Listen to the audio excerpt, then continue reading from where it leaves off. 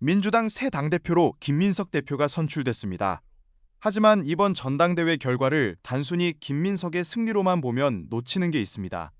숫자만 보면 승부는 끝났지만 그 안을 들여다보면 새 지도부가 풀어야 할 숙제가 생각보다 복잡합니다.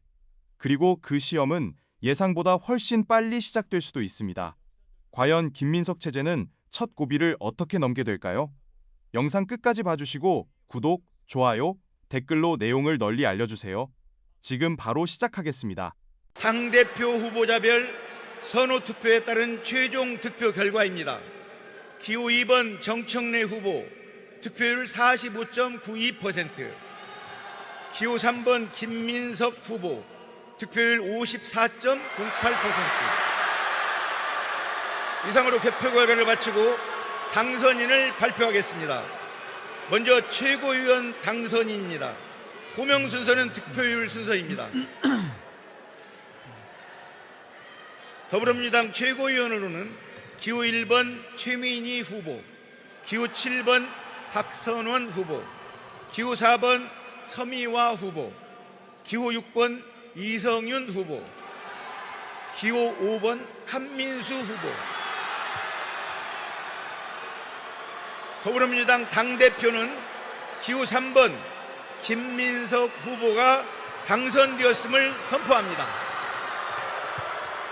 이상으로 발표를 마치겠습니다. 지금 김민석 네, 후보가 이제 소병원 당대표로 위원장님 선출됐죠. 바로 옆에 수고하셨습니다. 앉아있는 정청래 후보에게 바로 인사를 하는 모습이 나가고 있는 중입니다. 그리고는 송영길 지금 선호투표제까지 갔기 때문에 송영길 후보의 득표는 공개가 안 되었다라고 네, 하는 점도 저희가 말씀드리도록 결과 하겠습니다. 발표를 그럼 정리부터 마치겠습니다. 한번 하겠습니다. 방금 반드시 나온 함께해야 민주당 할 지금 전당대회 분들이 결과인데요. 있습니다. 당대표로서는 지난 한 김민석 후보가 당원 당선됐다라는 여러분들의 말씀을 선택을 드리고요. 받기 위해서 그리고는 지금 전국을 최종적으로 누비며 최고위원 최선을 다한 후보로 당선된 우리 인사는 후보자들이십니다. 최민희, 박선원, 서미아, 네, 이성윤, 당대표와 한민수 최고위원 이렇게 후보로 되었고요. 나서주신 김용 모든 후보는 분들께서는 6등이어서 무대 위로 당선되지 올라와 않았다라는 주시길 말씀을 바랍니다. 드리겠습니다. 자, 어떻게 보셨는지 다음 정리하면서 마무리 한번 해볼까요? 굉장히 긴 시간 동안 저희가 함께 방송을 했는데요. 먼저 현근택 변호사님 열심히 네, 적으셨어요? 아니 뭐 득표를 봤는데요. 이 여론조사가 정청래 후보가 50.7 나왔거든요. 네, 그 굉장히 이게 접전이긴 했지만 더 나오긴 했습니다. 그러니까. 예. 어쨌든 최종적으로는 뭐 지금 54% 그러니까 선호투표까지 됐는데 이거는 뭐 예상하던 저는 오히려 여론조사에서 과반 넘을 걸로 봤거든요. 대의원까지 하면 될 걸로 봤는데 선호투표까지 갔다라는 게 조금 예상과는 벗어난 것 같다는 말씀드리고요. 근데 최고위원이 사실은 관건이었는데 지금 차이가 5등하고 6등 차이가 0.6% 정도거든요. 0.6% 정도여서 이게 대의원들은 압도적으로 지금 29% 정도를 이제 김용 후보를 지지했는데 한민수 후보는 사실은 13%였기 때문에 대의원에서는 압도적이었거든요. 근데 여론조사에서 김용 후보가 14%, 14.9, 그다음에 한민수 후보 17점 몇 나와서 이게 아마 이제 결국 인지도에서 조금 밀리지 않았나. 그러니까 대의원들은 이제 1인 1표이기 때문에 예전 같으면은 아마 이 대의원 표에서 뒤집어지는 건데 대의원 표가 사실은 큰 영향력이 별로 거의 29%면 대의원 표에서는 1등했거든요. 근데도 사실은 여론에서 좀 밀려서 안 된 게 좀 안타깝습니다. 우리 신인기 변호사님 어떻게 보셨습니까? 일단은 1인 1표제로 정청래 후보가 그렇게 개정하려고 애를 썼던 그 이유를 다 알 수 있었던 개표 결과 아닌가. 결국 대의원 표를 이제 한 표로 맞추다 보니까 김용 후보가 29.70%를 얻어도 지금 순위권에 못 들어가는 이 결과를 만들어낸 것 같고요. 그리고 확실히 이 여론조사에서는 그 소위 말하는 인지도대로 좀 나온 경향이 있어서 이성윤 후보 같은 여론조사가 잘 나왔네요. 그래서 18%가 나왔다라는 것이 보통의 예상과는 좀 달리 나왔다. 왜냐하면 선거 그렇네요. 경선 1등이네요, 결과에서는 여조에서는. 별로 이렇게 두각을 나타내지 못했는데 뭐 여론조사는 사실 다 열어놓고 하는 거니까 이거는 뭐 받아들여야 되는 결과니까요. 그래서 이성윤 후보가 좀 많이 나왔다는 건 좀 매우 의외의 결과 아닌가 그런 생각이 들어서 결국은 지금 이제 지도부 이렇게 사진 찍고 지금 이렇게 화면에 비춰지고 있는데 모두 얼굴이 다 어두워요. 그러니까 사실 김민석 후보도 당선이 돼도 이게 좀 과반으로 되지 않았기 때문에 조금 이거는 이기고 나서도 좀 찝찝함이 남아있는 부분인 거고 사실 이 김용 후보가 들어가지 못하면서 사실 또 친명계 입장에서는 어려움이 있고 또 친청계는 본인들 셋은 들어간 것도 웃을 수 있지만 또 정청래 후보가 지금 탈락을 했기 때문에 여기도 좀 웃을 수 없는 지금 묘한 어떤 그런 결과가 좀 나온 것 같아서 아마 앞으로 민주당의 지도부가 어떻게 잘 지혜를 모아 나가느냐 큰 과제로 남을 것 같습니다. 네, 지금 화면에는 당선자들이 당선 인사를 하고 있는 모습이고요. 여튼 드디어 3차 민주당 전당대회가 끝이 났고 결과는 전해드리는 바와 같다라는 말씀을 드리도록 하겠습니다. 좀 더 자세한 분석은 저희가 내일 5시 방송에서 전해드리면 될 것 같고요. 정말 긴 시간 동안 두 분이 분석해주신 덕분에 저희는 네. 이 생방송을 잘 버텼다라는 감사 네. 인사도 드리도록 하겠습니다. 어찌됐든 더 이상 분열이 아니라 화합의 언어로서 집권 여당이 무언가 일을 하면 좋겠다라는 바람을 전하면서 오늘은 여기까지. 개인적으로 한마디만 예, 할게요. 예, 더 해주십시오. 왜냐면 제가 처음에 이렇게 나올 때 방송에도 얘기했는데 다른 분들은 다 현역이에요. 김영호 후보는 원외잖아요. 사실은 어려움도 있고 이러면 그러니까 김민석 당대표가 좀 뭐 어떤 특정적인 당직은 아니지만 사실은 원외는 이 당내 선거도 어렵고 뭘 하기도 어려워요.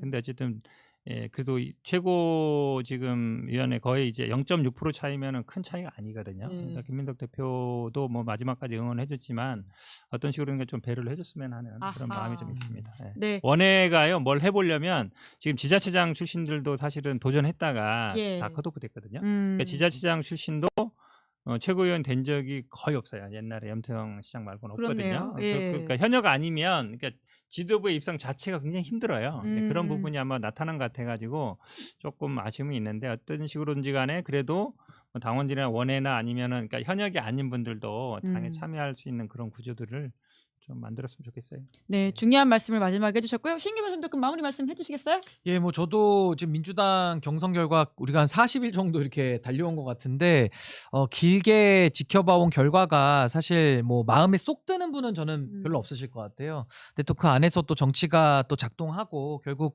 국민을 위해서 집권 여당의 무거운 책임감이 저는 가장 크게 작동한다라고 저는 보기 때문에 또 이 안에서 좋은 결과들을 또 만들어낼 수 있기를 응원해 보겠습니다. 자, 일단 결과를 어떻게 해석해야 될지 노 변호사님부터.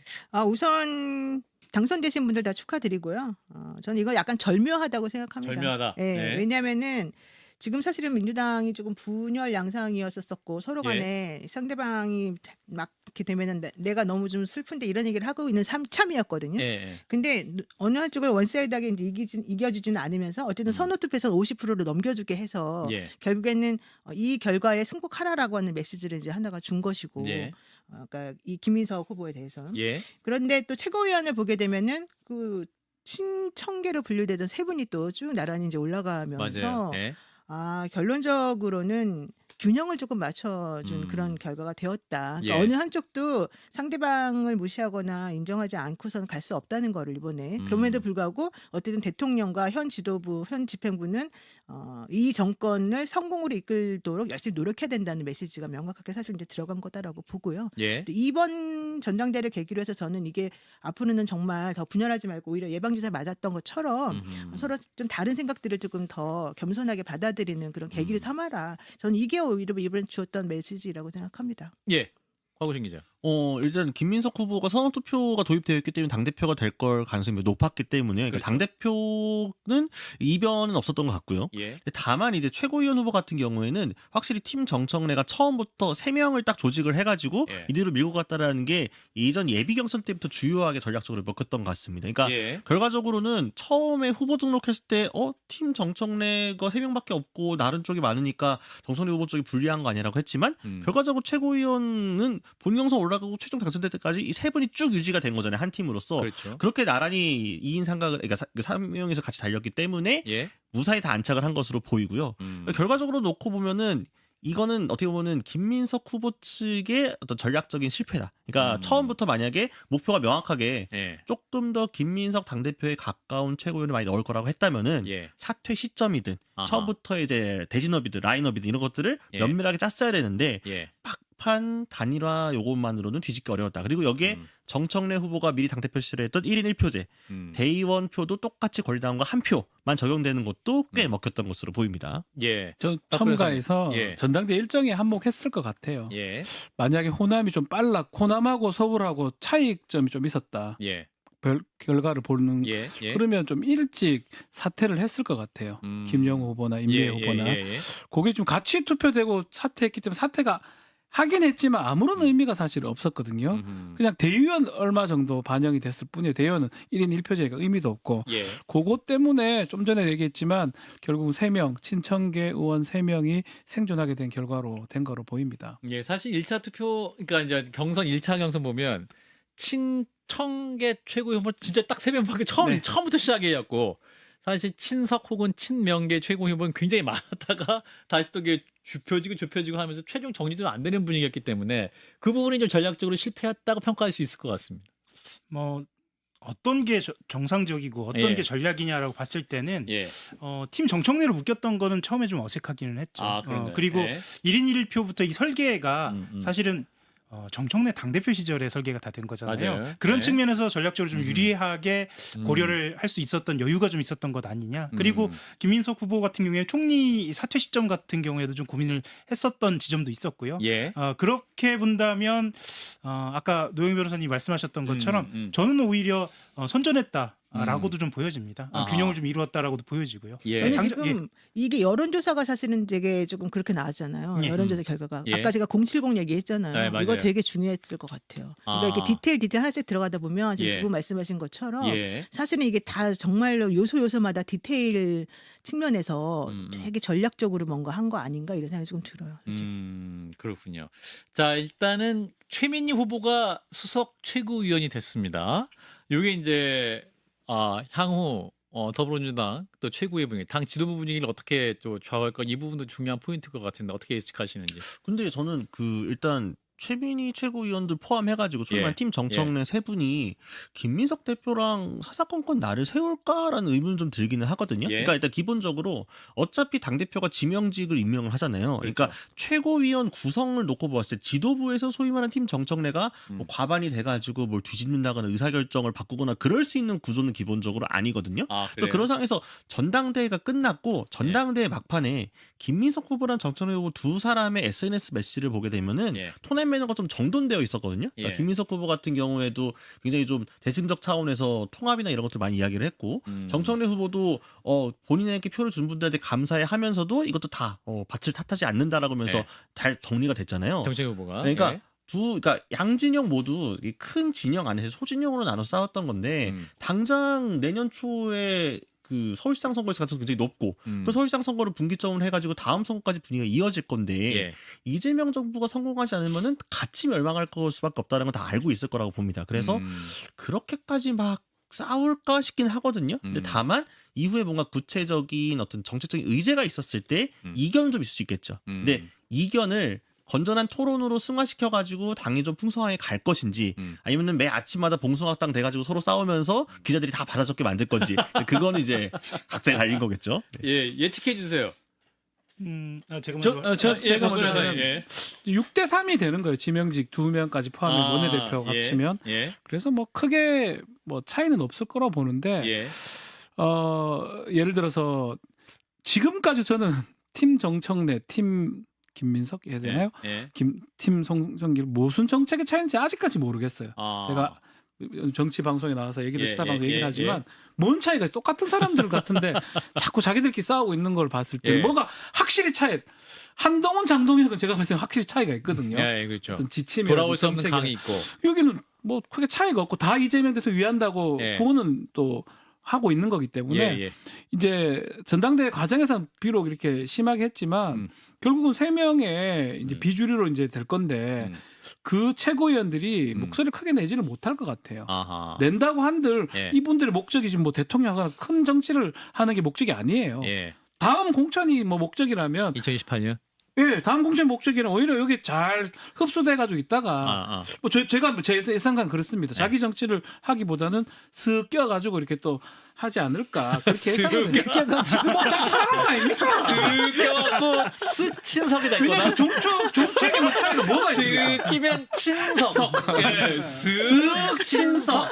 아니 뭐 이게 뭐 정책 차이가 뭐가 있습니까? 하나도 없잖아요. 아니 왜냐면 똑같은 최민희 사람들 후보가 아닙니까? 오늘 연설을 할 때 들어보면 막 얘기하다가 이제 불합리하다 막 얘기하다가 사실 이재명 대통령 현 정부가 내놓은 그 세제 개편안 부동산 정책 마음에 안 들어도 지역구 걱정하지 말고 밀어줍시다 뭐 이렇게 얘기했거든요. 그러니까요. 네, 그 얘기를 보면 이제 대통령 편 들어줍시다 이렇게 얘기해. 그적이 상징적이었어요. 사실은. 그렇죠. 예. 아마도 경쟁적으로 단일 대우를 만들 겁니다. 친명. 그렇죠. 극명. 이재명 대통령을 밀어주는 거에 내가 앞장서겠다고 아마 서로 앞장설 텐데 예. 이건 시한은 좀 있어 보입니다. 시한이 있다. 예, 시한이 있다. 2028년 뭐냐면 총선을 임박해서. 아니죠. 서울시장 선거가 일단 관문이 될 겁니다. 첫 관문은 예, 서울시장 선거 관문이 될 아직 거고 재판 판결 안 났습니다. 왜 확정하세요? 2심도 안 나왔는데. 가정입니다.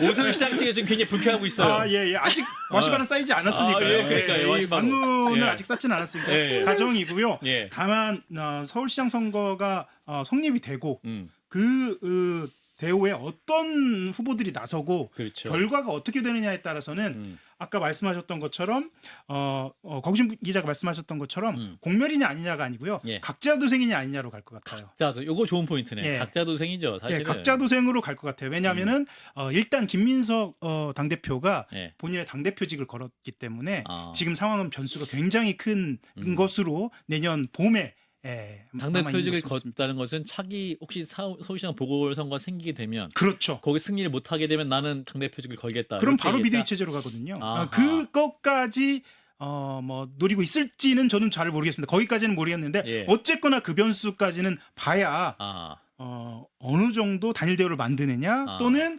각자도생의 길로 가느냐. 근데 의원들은 예. 결국은 각자도생이라고 합니다. 예, 예. 그래요. 각자도생 맞습니까? 박 변호사님 묻고 계세요. 공천이 최고예요. 당연한 거 아닙니까? 공천만 받을 수 있으면 뭐라도 할 걸요. 그래서 저는 하영 기자님 말씀 맞다고 보거든요. 예. 처음에는 어떤 목소리를 낼 수 있지만 예. 궁극적으로는 내후년에 있을 2028년 예, 그 선거를 바라보고 4월 있다면 총선. 예. 각자 도생이고 한 명씩 이탈할 수도 있는 거고요. 세 명이 같은 목소리 내기 어려워. 그리고 계속 얘기하지만 예. 뭔 있어요? 뭐 세 명이 똑같은 뭐 하는 게 있습니까? 저만 모르는 건가요? 강우승 기자 있습니까? 저도 잘 모르겠거든요. 이럴 때 보면 그 디바이드 앤 룰이 있습니다. 진짜 모르겠어요, 저는. 디바이드 앤 룰. 요게 또 적용될 가능성이 있다. 2028년에. 근데 어쨌든 그 서울시장 선거가 저희 계속 중요할 것 같긴 한데 이제 예. 내년에 서울시장 선거를 열리게 된다면은 국민의힘도 마찬가지고 민주당도 마찬가지고 사실상 당대표의 명운이 걸려있는 선거가 될 수밖에 없는 거예요. 예. 특히나 김민석 후보 측에서 김민석 대표죠. 대표 측에서 이번 전당대 준비하면서 서울시장 선거에 민주당이 졌기 때문에 정청래 대표가 또 나오면 안 된다라고 지적을 했잖아요. 그렇죠. 그랬는데 서울시장 선거를 또 진다. 그러면 김민석 대표가 대표직을 유지할 명분이 약하고 그렇죠. 그리고 소위 말하는 팀 정청래로 최고위원 되신 분들께서 당연히 문제 제기하지 않겠습니까? 그때가 되면은 예. 그게 또 당연히 있는 거고 반대로 국민의힘 같은 경우에도 네. 장동혁 대표가 서울시장 선거 앞두고 분명히 당에서는 장동혁 얼굴로 서울시장 선거 안 된다, 바꿔야 된다, 막 이런 얘기가 있을 거란 말이죠. 그렇죠. 근데 그 파고를 만약 넘고 시장 선거를 치렀는데 국민의힘이 가져갔다. 그럼 장동혁 대표 이제 바로 8월까지 쭉 가고 연임까지 노려보는 거죠. 그러니까요. 네, 그러니까 예. 사실 두 당 대표가 모두 일종의 데스매치가 내년 서울시장 선거로 걸릴 것이다. 그래서 저는 내심 김민석 당대표는 내년에 서울시장 보궐선거가 없기를 바랄 수도 있다. 왜냐하면 아이고. 날카롭죠. 배웠는데요, 싹 배웠는데요. 왜냐하면 이게 지금 더불어민주당의 좋은 구도가 아니에요. 그 부동산 악재와 세제 개편안 자체가 굉장히 악재이기 때문에 오히려 민주당 입장에서 이 서울시장 선거가 보궐선거가 있다 한들 승리할 수 있다는 거 장담할 수 없는 상황 아닙니까? 노 돗자리 변호사님. 까셔야 되겠어요. 네. 우리 박앵커님이 진짜 네. 지난번부터 사실 방송 안 나가지만 중간중간 말씀하시는 게 많았거든요. 마이크 꺼졌을 때 근데 지금 분석하시는 제가 말이에요. 할 말이 많은데 아니야. 맞아요. 계속해봐. 아니, 예. 지금 말씀 들어보니까 예. 그럴 수 있겠다 싶어가지고 예. 정신이 갑자기 번쩍 듭니다. 정신이 번쩍. 예. 그렇잖아요. 사실 왜냐하면 네. 오세훈 시장 측에서도 선거해봐라. 이게 민주당이 이긴다고 장담 못한다고 굉장히 자신감 있고 아니, 지금 현재 국민의힘에서도 국민의힘이 그렇게 생각하고 있대요. 그렇게 진짜로. 생각하고 있어요. 사실은 네, 오케이 맞아요. 보궐선거도 우린 받으면 좋다 이런 입장이에요. 사실 국민의힘 맞아. 출입하는 우리 곽유신 기자. 그렇죠. 그런 게 있는데 또 그러니까 그 국민의힘 내부에서는 좀 이제 그 온도차가 좀 확실하게 있는 게 예. 한쪽에서는 아니 그 전까지 선거도 오세훈이니까 이겼던 거야. 네. 오세훈이 아니었으면 쉽지 않은 선거들이었는데 우리 오세훈 없이 대안으로서 중도층 표심 잡을 만한 후보 얼굴이 있는 상황인 거야? 장동혁 얼굴로 간판 세워서 하면은 안 될 텐데 지난 선거도 장동혁과 오세훈 분리해가지고 이긴 거야. 이런 분들이 한 축에 계시고 그러니까 또 다른 축에서는 이런 분위기에선 서울시장 선거 질래야 질 수가 없다. 그러니까 대통령의 지지율이 물론 바뀔 수도 있지만 내년 초에 갑자기 또 훅 올라가기 좀 어렵다는 말이죠. 어쨌든 임기가 지나고 나는 시점이고 예. 드라이브 걸고 있는 친구들이 있으니까 그런 상황에서 이거는 서울시장은 누가 나가든 안정적으로만 치르면 충분히 가져올 수 있어. 그렇기 때문에 이거를 그냥 그러니까 본선을 치르기 전에 빨리 당내 정리를 먼저 해야 된다. 이런 쪽에 신경 쓰는 분들이 있는 거죠. 그렇기 때문에 당권파 입장에서는 지금 조광특위 가동하는 것도 사실상 배현진 서울시당 위원장을 위시하고 있는 서울시당을 좀 노릴 수 있는 가능성이 좀 있거든요. 이번 달 말 임기 말 끝나고 정리되면 바로 자동위원장 안 시켜줄 거야. 싸우는 당협위원장 중심으로 갈 거야. 라고 한다는 거는 소위 확실히 장동혁 대표가 사전 정지 작업으로 깔아놓고 가겠다.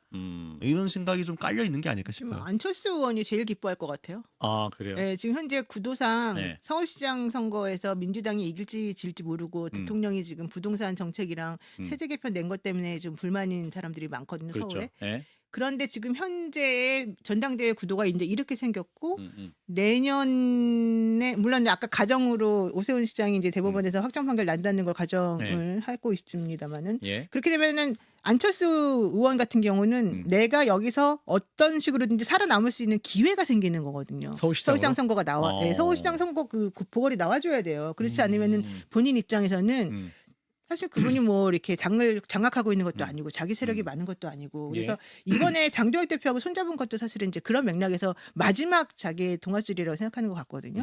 그렇다고 치면은 지금 민주당의 이 구도를 되게 좋아할 것이고 현실적으로는 우리가 내가 나가든 뭐 누가 나가든 어쨌든 간에 이번 기회에 내가 공천만 받으면 서울시장 후보로 그러면은 나는 무조건 산다. 그러면 나중에 대권까지 다시 노려볼 수 있기 때문에 그리고 현재 국민의힘도 그렇고 민주당도 그렇고 솔직히 말하면 서울시장 선거 자신 없다. 이게 이쪽이에요. 민주당은 자신 없어 할 것이다. 그래서 제가 봤을 때는 지금 제일 기뻐할 사람은 안철수 의원이다. 요새 개몽되셔가지고 전한길 씨가 인증해 주셨잖아요. 개몽됐다고 안철수 의원 개몽된 것 같다고. 저희 스탠스도 많이 바뀐 것 때문에 그러니까 기자들은 안철수 의원이 그러니까 이분이 또 서울시장 선거에 한이 있는 분이잖아요. 한이 있잖아요. 옛날에 양보. 박원순 시장 양보로 시작된. 그렇죠. 그게 있기 때문에 그전 선거에서는 요 지방선거 때는 나는 지역구를 지켜야지 서울 안 나갈 거예요라고 정리가 있었지만 이번 보궐은 약간 판세 다를 수 있죠. 아, 그래요. 네. 그래서 친한동계도 오지 말아야 된다. 이렇게까지 얘기를 하고 그런 것도 있는 중요한 상황도 거죠, 있고 네. 안철수 의원이 그 심지를 보면 돼요. 행동을 왜 저렇게 하냐. 심지? 그 행동하는 걸 보면 이상하잖아요. 네. 안철수 의원이 무슨 어떤 법정에 가서 증언하는 것도 마찬가지고 그 맥락을 보면 그 무렵에 오세훈 시장 재판 결과가 났거든요. 맞아요. 또 재판이 이제 뭐 선거권 상실하는 걸로 나오니까 더 목소리가 커졌습니다. 그럼 뭐 당연한 거예요. 서울시장 자리 본인이 국회의원 하기도 지금 만만치 않은 상황인데 또 국회의원 한 번 더 하는 게 목적이 아니라면 최소한 서울시장이 본인의 정치적으로 가장 좋을 만한 기회가 될 수 있기 때문에 또 말했던 것처럼 국민의힘에서 중도적인 정도 또 개혁적으로 보이는 본인이 유리하다고 보는 것 같고 저도 마찬가지로 그 김민석 이제 당대표는 이상한 이벤트가 없기를 바랄 것 같아요. 2028년도 선거 때까지. 그냥 쭉 있으면 공천하면 되는데 괜한 이벤트가 자기 발목을 잡는 거거든요. 그러니까요. 이벤트가 없으면 쭉 가서 공천해요. 공천하면 되는 거잖아요. 뭐 그렇게 당연히 생각할 것 같습니다. 유명한 말 중에 묻고 더블로 가라는 말 있잖아요. 묻고 더블. 묻고 더블로 가. 이게 뭐냐면 그 승부사 기질이 있는 사람은 내년에 선거 그렇게 겨냥을 하지 않을 수 없죠. 왜냐 이런 어떤 말씀을 드리고 싶냐면 지금 이재명 대통령으로서는 모멘텀이 있지 않으면 이 부동산 문제부터 시작해서 지금 현재 걸려 있는 여러 가지 문제, 개헌 문제라든가 주가 문제라든가 공소 취소 문제라든가 지금 이 산적해 있는 문제들을 해소할 수 있는 방법이 없을 수도 있겠다는 판단을 할 수 있습니다. 그러면 여기서 어떤 구도를 그릴 수 있냐면 이전에 대통령 못지않은 정치력을 갖고 있는 새 인물 또는 대통령 못지않은 후보 그러니까 이후에 그 이후 대선을 꿈꿀 사람들 이게 이제 예전에 이명박 박근혜 구도거든요. 그렇게 본다면 서울시장을 정말 잘 준비해서 이후에 서울시 판도를 한번 바꿔보겠다라는 생각을 할 수도 있겠다. 그렇게 그림을 그려볼 수도 있겠다고 보습니다. 그러니까 김민석 당대표 같은 경우에 사실은 스스로 발광체가 너무 활활 타오른다기보다는 뒤에 대통령의 그림자가 있는 건 사실이기 때문에 하근님 말씀하신 것처럼 내년에 그런 선거가 있다가 한다면 그거를 발판으로 더 대선 전에서 입지를 굳히기 위해서는 오히려 그 이벤트가 필요할 수도 있고 묻고 더블로 가자. 그러니까 그래서 당대표의 자리를 걸겠다라고 이야기한 것이 이게 한 번 뱉었기 때문에 다시 주워도 받을 수는 없거든요. 지금부터 차분하게 준비를 하고 있지 않을까라는 생각은 좀 듭니다. 실제로 어제가 이제 그러니까 서울 그 전당대회 연설이 마지막이라서 그런 것도 있겠지만 김민석 후보 연설은 서울시장 선거를 염두에 두고 그 전략을 발표하는 자리였어요. 내가 판 메이커다 20년 동안 쭉 판을 짜온 사람이고 그래서 이번 서울시장 선거 어떻게 준비할 거냐면 이로 사실 그 전략이었거든요. 일단 우리 정원호 후보도 다시 북돋아 주고 다른 후보도 다 모아가지고 서울시장 경선 어떻게 후보 경선할 건지 그런 그림을 그렸단 말이에요. 저는 보면서 연설에 꽤 많은 시간을 저기에 할애하는 것부터가 이미 김민석 후보도 알고 있는 거죠. 본인이 당대표가 되면 그 운명이 내년에 있을 서울시장 선거에 있다는 걸 잘 알고 있어서 미리 청사진을 조금 그렸다. 그걸 또 당원들에게 발표했다 이렇게 보면 될 것 같습니다. 제가 한 가지만 추가해서 말씀드리면 그 민주당 내에 여러 가지 의견 그룹이 갈라져 있잖아요. 이걸 하나의 대우로 만들 수 있는 그런 계기가 될 수도 있다는 거죠. 서울시장 선거가. 그런 이벤트도 필요할 것이다라고 보여집니다. 앞으로 이제 김민석 대표가 어떻게 최민희, 한민수, 이성윤 최고위원과 어떤 식의 대화를 나누고 어떤 식으로 또 이 당무를 이끌 건지 좀 많은 숙제가 좀 주어진다고 보고요. 첫 번째 관문인 강원도 강릉과 그다음에 서울시장 보궐선거가 있을 가능성이 많은데 여기에 어떤 모습을 보이느냐, 어떤 리더십을 보이느냐가 상당히 중요할 것 같고 또 본인도 내일 어떤 당직보다도 위원회 4개의 위원회인가를 바로 발족시킨다고 하는데 그 중에 하나가 통합위원회예요. 뭐 조국 혁신당과의 통합 문제, 다른 여러 가지 외연을 넓히는 작업을 하겠다는 위원회를 강하게 이야기했으니까 좀 본인이 선거 기간 동안 열심히 했다고 하셨거든요. 앞으로 더 열심히 하셔야 될 것 같다. 이런 말씀을 좀 드리고 싶네요. 조금 전에 김민석 신임 당대표의 수락 연설이 시작이 됐습니다. 당원과 국민 두 후보에게도 모두 다 감사드린다. 함께 일하게 될 최고위원과 후보들께도 감사드린다. 몸처럼 사랑하는 당의 대표가 되었다. 명예롭고 역사적이다. 이런 메시지를 내고 있습니다. 어떻게 보면 이제 사실은 이 결과가 굉장히 의미가 있는 게 국민 여러분과 당원분들께서 당대표는 김민석 그러나 최고위원에게는 약간 친청계 쪽에다가 힘을 싣는 그런 모양새로 결과를 이끌어내 주신 건데 이 결과에 따라서 이 당을 이끌어갈 새 지도부가 그 뜻을 잘 받들어서 이어가야 된다. 그 뜻을 이런 생각이 들기는 하네요. 개인적으로 진짜 6월 이후로 정말 너무 많이 그냥 갈등하고 싸우고 이래가지고 참 괴로웠습니다. 맞습니다. 우리 동지들을 비판해야 되는 게 너무 좀 가슴이 쓰렸는데 이제는 안 싸워도 되겠다. 그래서 맞아요. 너무 기쁘고 당선되신 김민석 대표나 5명의 최고위원들 정말 수고 많이 하셨고 저는 이번 전당대회에서 우리 송영길 후보, 김용 후보, 그다음에 임미애 후보 정말 우리 민주당이 앞으로 발전할 수 있는 비전을 보여준 거 아니겠습니까? 비록 당대표가 안 되고 최고위원이 안 됐지만 평당원 후보로서 또 우리 험진 경북의 후보로서 얼마나 잘 싸웠습니까? 이제 그런 모습을 봤을 때 너무 뿌듯하고 최근 10년간 이렇게 치열하게 경쟁한 적이 없었습니다. 사실은 맞아요. 다 그냥 대세라고 해서 뭐 최고위원이든 당대표든 토론해도 밋밋하고 서로 비판도 조금 밋밋하게 했었는데 뭐 이번에 너무 화끈하게 붙어가지고 뭐 화제는 됐는데 지지자 당원의 한 사람으로서 너무 괴로웠습니다. 이제는 우리 싸우지 말고 좋다. 오늘 당선되신 뭐 분들도 그리고 떨어지신 분들도 우리 이재명 대통령님이 그냥 다 관저에 초대해갖고 좋다. 저녁 식사하시고 삼겹살 소주 파티라도 좀 하셨으면 좋겠습니다. 그래서 원팀으로 떨어진 국정 지지율 다시 회복시키고 한번 화이팅 했으면 좋겠습니다. 아라한 7477님이 $50 더 보내주셨어요. 11명의 후보자분들 모두 수고하셨습니다. 앞으로도 각자의 분야에서 역할을 잘 수행해 주시기 바랍니다. 라고 말씀을 해주셨고요.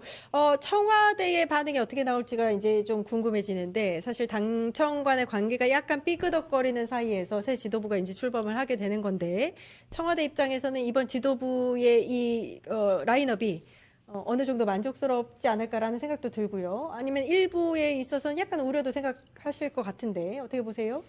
뭐 만족 안 만족 이런 거 따질 이유가 아닌 거죠. 그러니까 권리당원들과 국민 여론조사 대의원들의 뜻이 모아진 거고 권리당원들 같은 경우 특히 이제 호남 지역 같은 경우는 이재명 대통령을 지켜야 된다라고 하는 권리당원들의 요구들이 높았기 때문에 예. 그 힘을 가지고 지금 김민석 후보가 당대표가 된 거죠.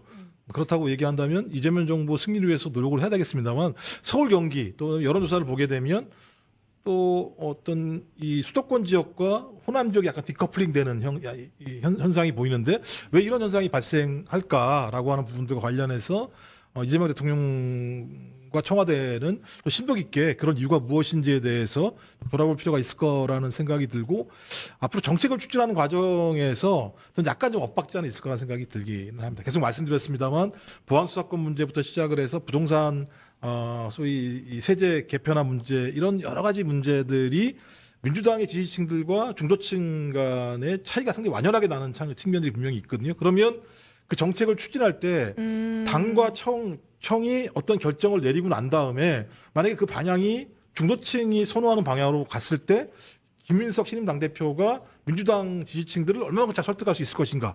또 정반대로 민주당 지지층이 요구하는 방향의 정책 방향으로 갔을 때 이재명 정부가 국민들을 얼마나 잘 설득할 수 있을 것인가라고 하는 상당히 고급스러운 어떤 통치, 운영, 국정 운영을 해야 되는 측면들이 분명히 있기 때문에 상당히 앞으로는 어려운 과제들을 뚫고 나가야 될 것 같다는 생각이 드는데 저는 이걸 좀 잘 뚫고 나가면 왜냐하면 2년 동안 정부 선거가 없기 때문에 잘 뚫고 나간다고 한다면 오히려 좀 땅을 더 굳게 할 수도 있지 않을까 생각이 들긴 하는데 그렇다고 하더라도 만만치 않은 길이다. 초반의 길은 제가 볼 때는 아스팔트가 없는 맨 땅을 갖다가 좀 굴러가야 될 거라는 생각이 들고요. 맨 땅을 굴러가면서 그냥 굴러가는 게 아니라 거기 위에다가 아스팔트 깔고 그래서 탄탄하게 만들어야 되는 생각이 들어서 좀 여러 가지로 좀 복잡하고 다양한 생각이 드는 이런 상황이고요. 청와대도 아마 그런 생각이지 않을까? 그렇다고 하더라도 존중해야죠.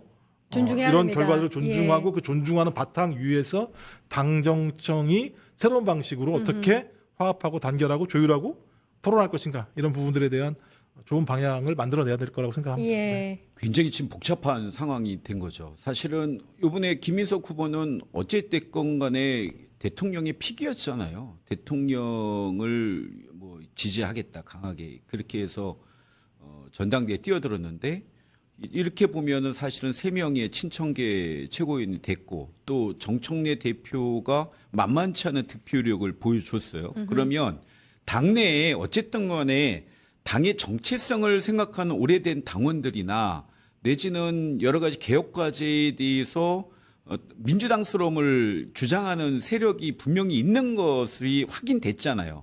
이 문제가 하나 있고 또 여론조사를 보면 이재명 정부가 하려는 정책들에 대해서 반발이 보이잖아요. 특히 뭐 세제, 부동산 세제나 내지는 부동산 문제, 레버리지 ETF. 그러면 지금 사실 보면 양쪽에서 김민석 당대표가 고민해야 될 게 너무 많아진 거예요. 그래서 지금 이재명 정부의 성공을 위해서 김민석 당대표의 어깨에 총리 1년보다 더 2배 되는 짐이 어깨에 지금 놓여져 있다라는 맞습니다. 생각이 좀 듭니다. 조금 전에 김민석 신임 당대표가 큰 절로 마무리 인사를 하면서 당선 수락 연설을 마무리했습니다. 당청, 당정 전면 협력의 창조적 수평 관계를 만들겠다. 정청래 송영길도 함께 뛰겠다. 장을 넓게 열겠다. 외우 내환 신임 지도부와 함께 돌파해 나가겠다라고 이야기를 했습니다. 그러면서 이재명의 길을 이어서 뿌듯하다. K황금시대 사명을 있어서 막중하다. 정치의 결론 하늘과 국민이 두렵고 감사하다는 것. 오랜 격려와 응원, 비판과 응원 모두 한없이 감사드린다. 이렇게 이야기를 했습니다. 큰 절로 마무리 인사를 하는 모습 여러분 같이 보셨는데 이게 너무 감동적이고 사실 우리 대변인님 말씀 듣는 순간 제가 가슴이 조금 이렇게 뭉클하더라고요. 이 전당대회 국면 또 지선 이후에 여러 가지 이제 지지율 떨어지고 이런 국면들을 맞으면서 민주당을 지지하고 민주당에서 계셨던 오랫동안 함께 계셨던 당원분들 사실 바라보는 국민 모두가 피곤하기도 하고 안타깝기도 하고 마음 많이 쓰셨는데 이 전당대회 이후로는 누구 편 이런 거 하나도 없습니다. 이제 하나의 집권 여당으로서 이재명 정부의 성공을 위해서 달려가는 그 한 마음으로 그런 모습들 좀 보여주셨으면 하는 그런 마음입니다. 오늘 준비한 내용은 여기까지입니다. 끝까지 시청해 주셔서 감사합니다. 영상이 유익하셨다면 구독과 좋아요, 댓글 부탁드리고 다음 영상에서도 중요한 정치 이슈 빠르게 정리해서 찾아뵙겠습니다. 감사합니다.